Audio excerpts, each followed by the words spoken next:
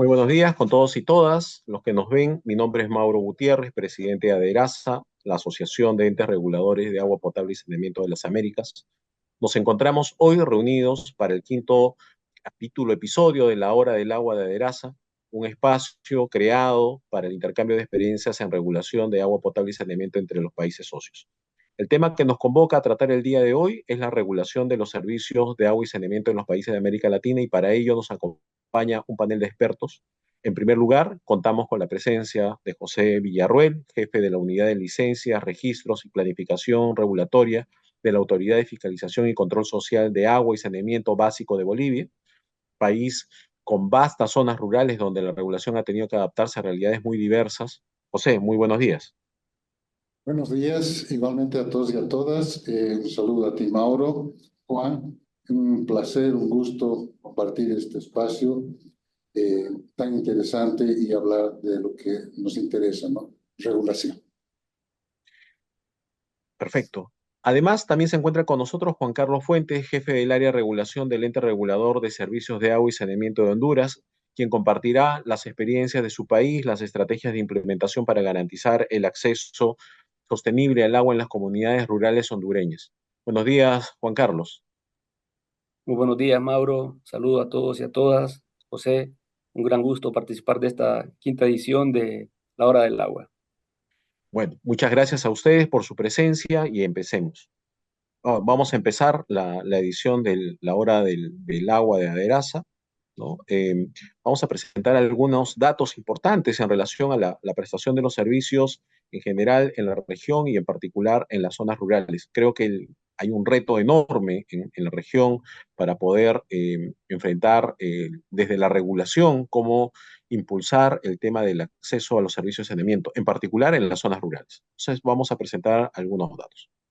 Ok, aquí, por ejemplo, tenemos información, ¿no? Del acceso al agua potable de manera segura y también el acceso a alguna forma de saneamiento básico que nos entrega la OMS y UNICEF, un informe que entrega información al año 2021. Llama la atención, en América Latina, por ejemplo, que se muestra que el 97% de la población tiene acceso al agua potable de manera segura y un número también próximo al 90%, 89%, con acceso a alguna forma de abastecimiento básico.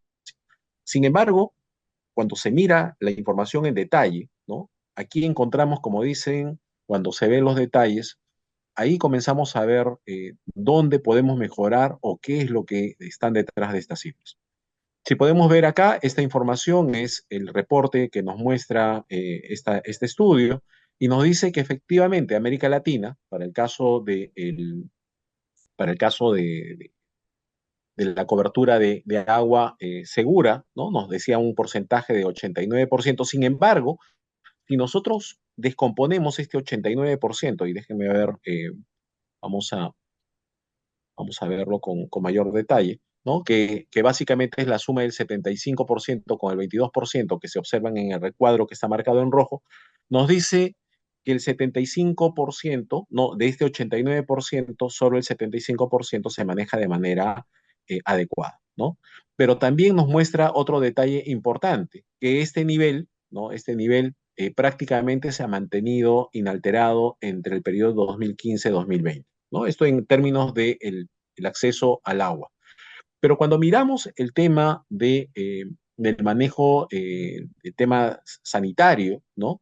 Acá también comparando el mismo periodo del año 2000 versus el periodo 2015, vemos que este porcentaje que mencionaba hace un momento de 89%, realmente solo el manejo seguro llega al 34%, ¿no? Entonces, si nosotros miramos la suma, efectivamente, del manejo básico, pero con el manejo seguro, ¿no? Tenemos uno de los porcentajes más altos entre las regiones del mundo, pero si miramos la que está el manejo debidamente llevado, no aparecemos en el top, aparecemos entre las regiones del mundo con porcentaje más bajo y que no han mostrado cambios importantes en los últimos años, ¿no? Entonces ahí se ve evidentemente un reto significativo a alcanzar, ¿no?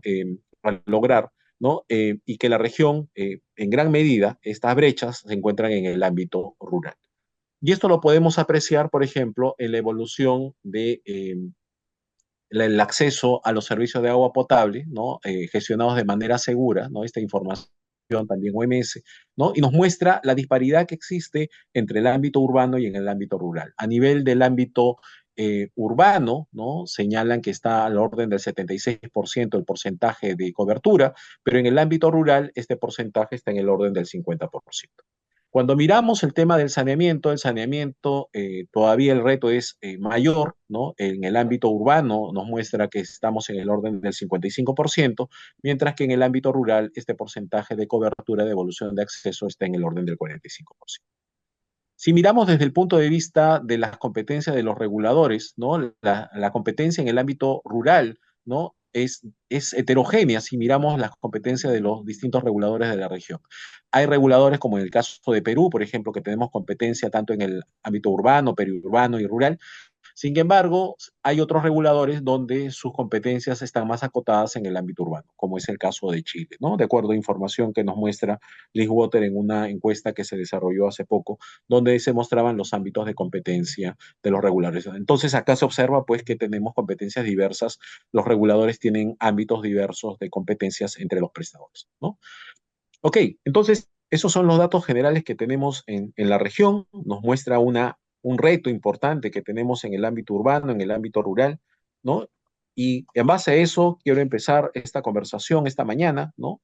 En términos de plantearle las siguientes preguntas, ¿no? Desde el punto de vista del regulador, ¿cuáles son los objetivos regulatorios que desde sus entidades regulatorias vienen llevando a cabo en el ámbito rural y de qué forma, qué programas se vienen implementando para poder mejorar esta regulación y cumplir estos objetivos? Bueno, dadas estas preguntas, José, por favor, cuéntanos la visión que tiene el regulador y el papel que viene desarrollando en la materia en el ámbito rural. Gracias, Mauro. Bueno, empezar a establecer el contexto normativo y regulatorio que tiene Bolivia, ¿no? Nuestra Constitución Política del Estado, en su numeral primero, en el artículo 373, establece que el agua se constituye en un derecho fundamentalísimo para la vida, en el marco de la soberanía del pueblo. Así también nosotros tenemos y contamos con dos mecanismos, podríamos decir, o dos objetivos dentro de lo que es el tema regulatorio en el ámbito rural. El primero está relacionado a lo que es el registro, o lo que se conoce también como formalización, ¿no es cierto?, de estos pequeños comités. Y el segundo está referido a lo que es propiamente la regulación. Voy a empezar hablando inicialmente de lo que la situación que nosotros tenemos en relación al registro. El Decreto Supremo 071 en su artículo 24 otorga a la entidad regulatoria la competencia para otorgar, renovar, modificar, revocar o declarar caducidad de derechos de prestación de servicios de agua potable y saneamiento básico. En ese marco jurídico, la PESE viene a través de la Unidad de Licencias y Registros otorgando estos derechos a estas pequeñas asociaciones, estos pequeños comités en el área rural. ¿Cómo lo hace? Lo hace a través de la emisión de resoluciones administrativas regulatorias que autorizan la explotación de las fuentes de agua, delimitan un área de prestación del servicio y además les otorga la seguridad jurídica de esa fuente, ¿no? Que sea tratada exclusivamente y preservada para consumo humano. Es importante conocer que en Bolivia existen 18.975 comunidades. Y a la fecha, y considerando que en cada comunidad hay un pequeño comité de agua, la APS en más o menos 15 años, entre el periodo 2008 y 2023, solamente ha logrado regularizar o registrar 2.580 operadores rurales. Eso quiere decir que existe únicamente un avance del 13% en lo que corresponde al registro de estos pequeños comités. ¿no es cierto? Quedando una brecha del 87% que representan más o menos 16.395 comités por registrar. En lo que respecta al otro objetivo, al otro mecanismo relacionado con el área rural, está el tema de lo que es la regulación de los pequeños operadores. El Decreto Supremo 071, en su inciso G, establece que la entidad de regulación tiene que regular a todos los prestadores de servicio en lo que se refiere a planes de operación, mantenimiento, tarifas, expansión y otros. En Bolivia, la PECE no ha podido aún encarar o implementar ese mecanismo de regulación rural frente a las áreas urbanas o periurbanas en las cuales, por ejemplo, a través de 81 operadores, se ha podido alcanzar una cobertura regulatoria a nivel nacional del 74%, que representan aproximadamente 8.367.000 habitantes de un total de 11.312.000 habitantes. Es decir, que en Bolivia tenemos todavía una brecha que representa el 26% de la población que no están regulados y precisamente son aquellos que están en el ámbito o en el contexto rural, ¿no? Nosotros para este proceso de regularización o registro tenemos una modalidad que la denominamos una modalidad regular, donde son estos pequeños comités o sus representantes los que elaboran una solicitud para ser regularizados y este trámite es un tanto burocrático y dificultoso para ellos en razón de la naturaleza técnica de los requerimientos. Entonces, nosotros hemos establecido una nueva modalidad que la hemos denominado la modalidad concurrente de regularización conjuntamente los gobiernos municipales. Es así que a través de la obtención de unos recursos del BITCOSUDE, ¿no?, se ha generado una experiencia piloto en un departamento de Bolivia, específicamente Chuquisaca, y se ha logrado regularizar o registrar 54 comités en un periodo temporal de una gestión con la participación de los municipios. La PECE tiene una capacidad de registro anual de aproximadamente 25 a 30 comités. Entonces, con esta nueva modalidad, nosotros hemos encontrado que se abre la puerta para ampliar nuestra cobertura de registro regulatorio, ¿no? Estamos empeñados ahora en la siguiente gestión, ingresar a una segunda fase, una fase de escalamiento, réplica de esta experiencia a nivel nacional, en la cual vamos a formar técnicos municipales y vamos a generar el relevamiento de toda esta información y la emisión de estas resoluciones para poder formalizar y registrar a una mayor cantidad de estos pequeños operadores. Excelente, José. Creo que el reto es enorme de lo que estás contando en el caso de Bolivia, ¿no? Juan Carlos, ¿qué nos puedes contar? Bien, muchas gracias. En Honduras, por su parte, en las áreas rurales y periurbanas, los servicios de agua y saneamiento son gestionados principalmente por organizaciones comunitarias que les conocemos como juntas administradoras de agua. Estas surgieron en la década de los 70 con el inicio de programas de construcción de acueductos rurales a los que se les ha delegado la gestión de dichos sistemas.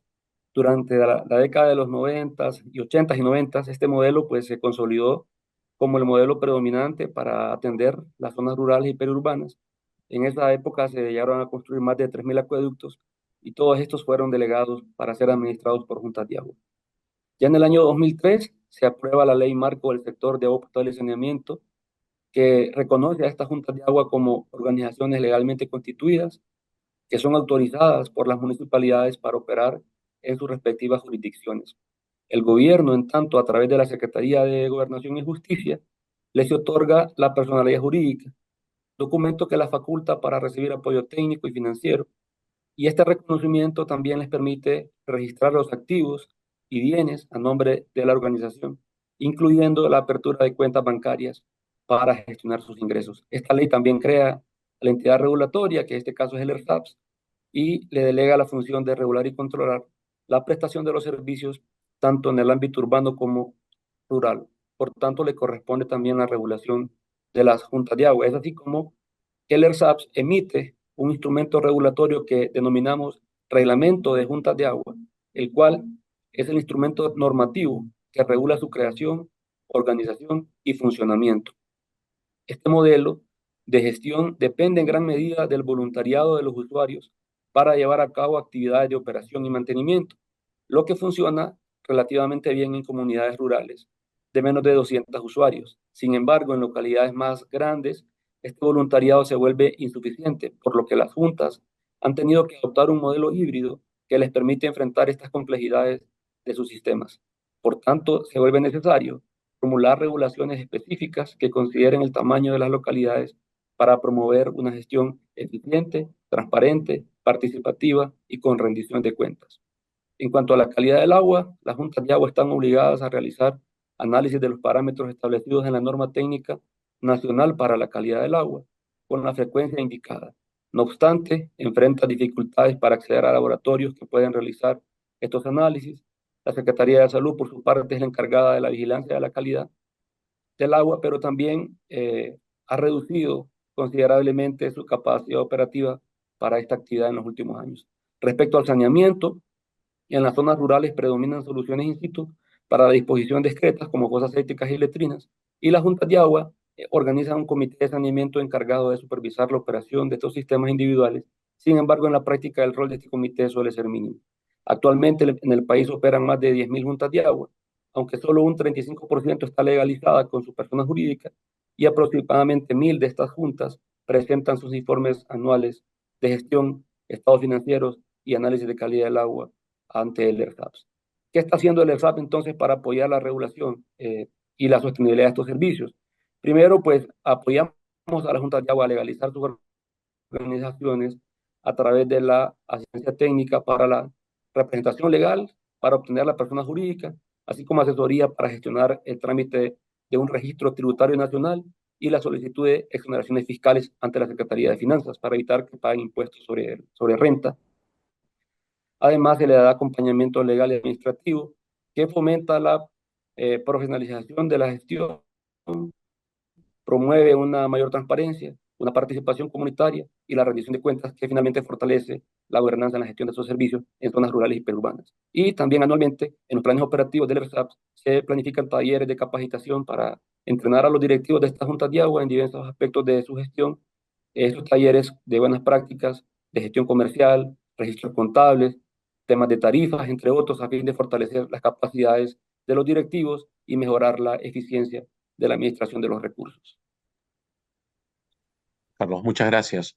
Creo que el reto en común que tenemos es la diversidad y la cantidad enorme de prestadores en el ámbito rural, ¿no? En el caso de Perú, ¿no? Aproximadamente la cuarta parte de las personas en el ámbito rural tienen problemas de acceso al agua, ¿no? Y en el caso de Perú, el, el número en el acceso de saneamiento incluso duplica en porcentaje al que encontramos en el ámbito urbano.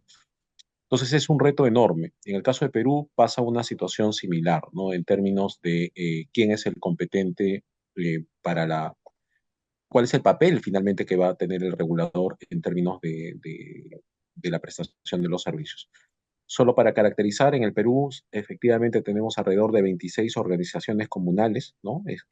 Estas organizaciones son organizaciones de los mismos usuarios que se encargan de administrar los servicios de saneamiento en sus localidades de menos de 2.000 personas en el ámbito rural, pero también tenemos como un área intermedia que llamamos pequeñas ciudades, ¿no? Estas pequeñas ciudades son localidades de menos de 15.000 personas, ¿no? Que generalmente son gestionadas por las municipalidades distritales, pequeñas municipalidades, que si bien se consideran zona urbana, tienen mucho de ruralidad. Llamémoslo como este punto medio entre lo urbano y lo rural, que tienen una concentración importante de la población, ¿no? Son como alrededor de 500 en el caso de Perú, y en el ámbito rural, ¿no? Estas organizaciones comunales, ¿no? Son más de 26.000. El tema importante y el reto de la regulación es cómo el regulador, ¿no? Se enfrenta a establecer, ¿no? A través de sus instrumentos, cómo puede fomentar ciertos objetivos, ¿no? En primer término, en muchos casos, ¿no? Nosotros no nos encargamos directamente de la inversión para ampliar, digamos, el nivel de cobertura. Pero entonces, desde la regulación, ¿qué es lo que podemos hacer? ¿No? Incluso los instrumentos habituales de fiscalización no son directamente aplicables, ¿no? Usualmente los mecanismos de supervisión y fiscalización están vinculados a sanciones administrativas, pero es imposible en muchos casos poder sancionar a una organización comunal, sino que se tienen que desarrollar mecanismos que induzcan a que mantengan el servicio de manera adecuada, que lleven a cabo la cloración y que tengan formas de que establezcan cuotas que les permitan la sostenibilidad de la prestación del servicio en el tiempo, ¿no? Ese es un reto al que nos estamos enfrentando, por ejemplo, en el caso de Perú. Y cómo monitorear la calidad también, por la cantidad enorme de operadores que existen, ¿no? El monitorear, como lo menciona José, 19.000, o el caso de Perú, monitorear 26.000 unidades dispersas a nivel nacional, ¿no? En millones, en miles de kilómetros, ¿no? No es un proceso sencillo. Y el tema es cómo desde la regulación podemos enfrentar eso, ¿no? Entonces, en el caso de las UNAS, por ejemplo, en el caso de pequeñas ciudades, ¿no? Estamos tratando de incorporar mecanismos que midan, por ejemplo, cloración de manera remota a través de sistemas de medición remota de cloración. En el caso de las organizaciones comunales, el tratar de formar nodos que nos permitan aglutinar a las distintas organizaciones comunales para que a través de sus autoridades locales también transmitan la información, ¿no? Identificarlos geográficamente, porque también vincularlos a través de cuencas que permitan hacer un monitoreo de la calidad del agua que están recibiendo de las fuentes que reciben, de forma tal de poder tener desde el regulador lo que llamamos economías de escala de información para poder ayudarlos a tener mejor servicio, pero también generar mecanismos para que formas no convencionales de regulación, ¿no? Porque desde cómo el tema de la regulación es cómo impulsar a que tengan una conducta que vaya alineada a la prestación de mejores servicios. Yo creo que ese es justamente el reto enorme que tenemos en la región, cómo motivar para que los prestadores efectivamente lleven a cabo esto de manera, servicios de manera adecuada. ¿Cómo podemos lograr a impulsar el tema de la sostenibilidad de los servicios en el ámbito rural, ¿no? La sostenibilidad en términos técnica, operacionales, ¿no? Cómo conseguir los recursos para su funcionamiento. Y justamente esta segunda pregunta, este segundo bloque, quisiera abrir contigo, Juan Carlos, a ver qué nos puedes contar desde Honduras. Gracias, Mauro.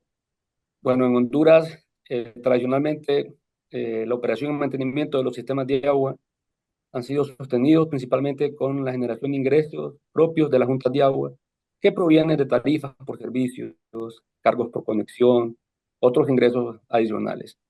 Es bueno señalar que en estas comunidades pequeñas, gran parte de estas actividades de operación y mantenimiento son realizadas a través del voluntariado de los usuarios, lo que genera algunos costos operativos bajos, digamos.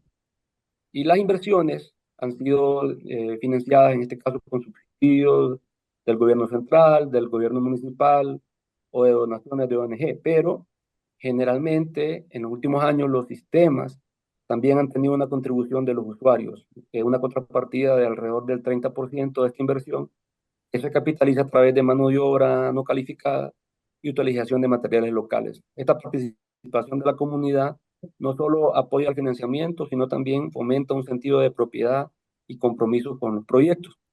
Recientemente, a través de un banco de segundo piso, el Estado colocó fondos en el sistema financiero nacional para otorgar créditos a juntas de agua y prestadores de servicios.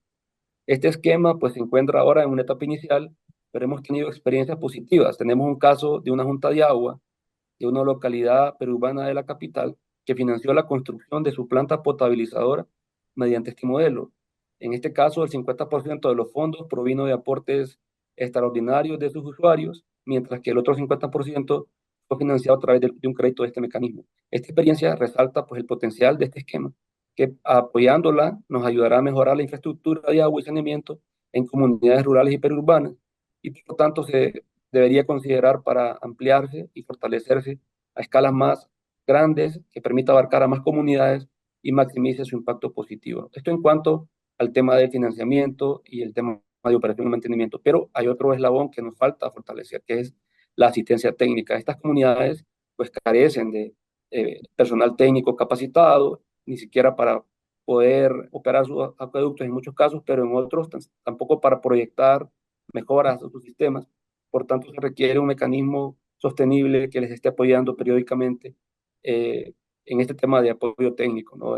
Siquiera que les enseñe también a clorar, por ejemplo, que es una debilidad que hemos encontrado en los análisis que nos presentan periódicamente. En muchos casos ni siquiera están aplicando adecuadamente el cloro porque no han sido entrenadas para hacerlo, ¿no? El tema del suministro de los insumos químicos también. Estas acciones es importante fortalecerlas y facilitarle el acceso a estas entidades que son, como dije al inicio, voluntariados de los usuarios y que necesita que el Estado y los municipios les sigan apoyando para garantizar la sostenibilidad en el tiempo. Juan Carlos, muchas gracias por la intervención. Y José, desde Bolivia, ¿cómo se están impulsando los mecanismos para mejorar la sostenibilidad y cuáles son estos retos? Sí, gracias, Mauro. Bueno, básicamente estos pequeños comités, ¿no? La sostenibilidad de estos comités en el área rural, en su mayoría son autogestionados, ¿no? Por ellos mismos, que son los usuarios, y estas asociaciones comunitarias, con algún apoyo de los gobiernos municipales, ONGs, fundaciones y otros. En lo que respecta a la infraestructura, el Ministerio del Medio Ambiente viene implementando una política, ¿no?, de dotación de la infraestructura de los servicios, ¿no?, para la prestación de los servicios, a través de un programa que se llama Mi Agua. Ya creo que tiene muchas versiones, son muchos años, y son muchos los esfuerzos que hace el Ministerio. Este programa se llama Programa Más Inversión para el Agua, y ejecuta y financia estos proyectos a nivel rural de estos prestadores. Sin embargo, el reto se da post-inversión, ¿no? Post-inversión no están claramente establecidos algunos mecanismos, pese que la competencia de la administración, preservación, mantenimiento de estas infraestructuras son competencia exclusiva municipal. Entonces, ahí es donde la entidad de regulación ha identificado que tiene que jugar un rol más activo, ¿no es cierto? Entonces, para eso ha planteado, y por eso quiere ingresar en lo que es la regulación rural, ¿no? Básicamente en 4 variables. La primera sería la calidad del agua, tarifas sociales, protección de fuentes y algunos temas ambientales, ¿no? Entonces, cuando la autoridad, la APS, pueda implementar este sistema de regulación rural, va a poder tener datos y va a poder determinar qué factores de un pequeño comité se obedecen a un tema estructural, por ejemplo, de infraestructura, redundando, o si obedecen a factores de gestión o de articulación de actores, como gobiernos municipales, los mismos representantes del comité, la APS, el ministerio. Y de esa manera, ¿no es cierto?, el ideal planteado es que desde un enfoque de derechos, el Estado plurinacional se constituye en un garante de este derecho. Por lo tanto, todo derecho se debe ejercer con igualdad y equidad. Entonces, la idea es ir acortando estas brechas entre los contextos urbanos y periurbanos en relación al rezago que hay en lo rural, de modo que todos los bolivianos tengan las mismas condiciones de acceso a la prestación de estos servicios de agua potable y alcantarillado sanitario, ¿no? Básicamente, ese es el reto que tenemos que enfrentar. Muchas gracias. En el caso de Perú, creo que compartimos retos similares, ¿no? Al igual que ustedes, la parte de la inversión, ¿no? Es financiada por el gobierno central en la mayoría de los casos, o los gobiernos regionales que se encargan de la parte de la inversión. La parte de la operación se delega a las organizaciones comunales, y ahí está de alguna forma el reto, ¿no? Cómo desde la regulación se pueden establecer incentivos para que se mantengan los sistemas y tengan permanencia en el tiempo, ¿no? Uno de los grandes problemas que tenemos en el Perú, por ejemplo, son los bajos niveles de cloración incluso en estos sistemas que se establecen, ¿no? Y esto obedece también a un tema relacionado a la valoración de la cloración, por ejemplo, en estos sistemas en el ámbito rural, ¿no? Desde la SUNAS, por ejemplo, uno de los objetivos regulatorios planteados es que se tengan cuotas familiares, que es el nombre que se le da, digamos, a los aportes de los asociados en estas organizaciones comunales, y que estas cuotas permitan la operación, mantenimiento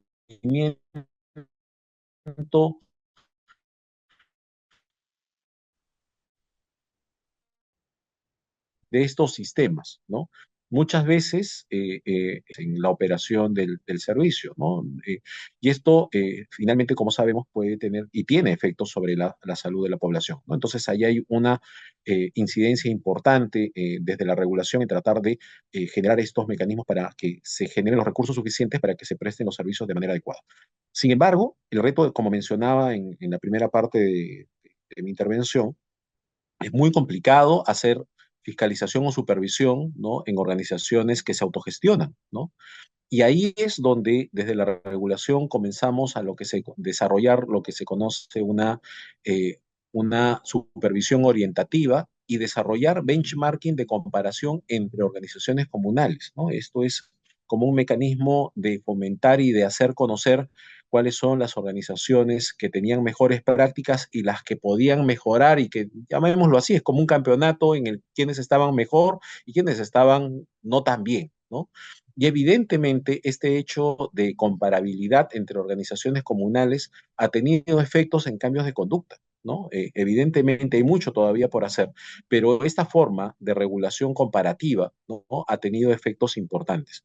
Pero también el hecho de que el regulador haga acompañamientos en el tiempo, como bien señalaba Juan Carlos, el tema de la sostenibilidad no solo son recursos, no basta solo tener el dinero para poder financiar la operación, sino también el desarrollo de capacidades técnicas, ayudarlos en el proceso de condiciones básicas técnicas para la operación del servicio, son elementos esenciales para la prestación de los servicios, ¿no? Lo que hemos encontrado, por ejemplo, este hecho de un acompañamiento para reducir los niveles de morosidad de los prestadores o que las propias organizaciones lleven adecuadamente las cuentas de si están pagando o no están pagando, ayuda significativamente en la sostenibilidad de la prestación de los servicios, ¿no? Y en ese sentido, en los últimos años, la SUNAS ha venido justamente evaluando y desarrollando estos mecanismos no convencionales, llamemos de regulación y de acompañamiento, con el propósito de ayudar en la sostenibilidad del servicio en el ámbito rural, que como sabemos es un tema complejo por la amplitud, ¿no? Y el gran número